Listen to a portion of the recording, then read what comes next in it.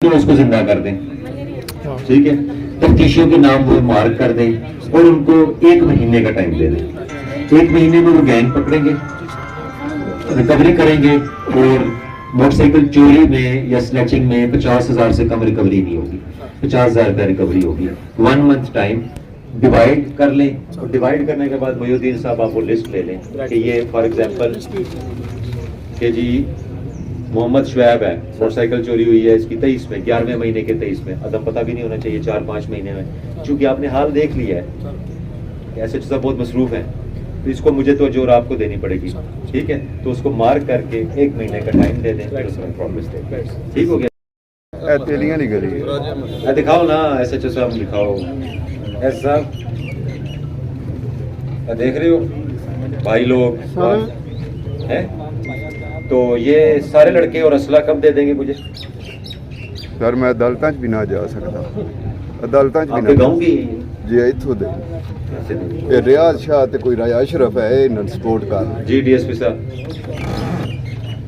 کی ہے سر, یہ اس کے ساتھ ایف آئی آر نیچے کے والد ہے. یہ کیا ہے؟ یہ جو ایف آئی آر گئی ہے نا وہ ان ایف آئی آروں کے ساتھ ہے. یہ جو آپ کے ہاتھ میں سر کون سی جی؟ یہ والی محمد سکلان والی ایف آئی آر. اس ایف آئی آر کے ساتھ نہیں وہ دوسری ہے سر. ہاں جی جناب, دیکھو نا سر میں 3 سال کم بھی نہ کر سکتا. یہ کون لوگ ہیں؟ 15 دن نہیں کیوں ہے, کون لوگ نے؟ اشتہاری نے یار, ڈیریاں تے بیٹھے نے, ویپن دکھا رہے نے, اشتہاری نے. کدھر رہتے ہیں جی؟ تیلیاں نہیں گئے, ریاض شاہ ہے کوئی اتوں دا موڑ دا. انڈیا نہیں گیا موڑ تے سرگودا جی ہاں, یا بنڈی بہت ہی اے موڑ تے ہے ملک ضلع سرگودا پر. جی ہاں جی ہاں جی ہاں جی ہاں. سرگودا تھی انہیں سپورٹ دیتی ہے, راجا اشرف سپورٹ دیتی ہے. سر میں تو گھروں باہر نہ نکل سکتا, نہ کام کر ایسے سکتا. صاحب جاؤ تسی گڈی لو, نکلو ریڈ کرو, جاؤ میں نہ دیکھ لینا, جاؤ جو ریڈ جائیں جس کے ساتھ پارٹیاں لے کے جائیں, ریڈ کریں ادھر. ان ساروں کے اصل سمیت مجھے چاہیے. وہ 10/26 تسی باؤنڈری اور سرگوتے دیے, وہ ملکال دیے, میں سیاندہ نہیں, ایسا تو نہیں ہوگا. عدالت اشتہاری ہے نا جی, اشتہاری. انہاں کیا ہے وہ عدالت دا کام ہے, میرا تو کام ہی نہیں, ساڈا پولیس دا کام ہی نہیں انہاں گرفتار کرنا. من رہے نے بندہ کام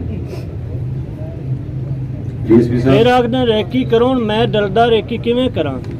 آخر پنڈ دے بندے کرن, پنڈ دے بندے تو نہ تو ڈردے بگے آد ماسٹر نہ قتل کیتا نہ انسانی نہ مار چھڑنا. ادھر سے اپنے سرکل سے یہ اچھے چیتے لڑکے نکالیں. 15 دن میں یہ مجھے اشتہاری چاہیے, مہربانی. ٹھیک ہے.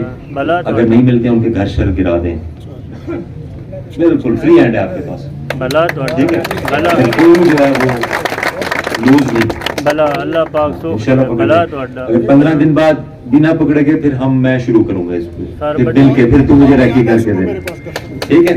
صبح چلو اللہ خیر رکھے. علی ذی شان ولد امیر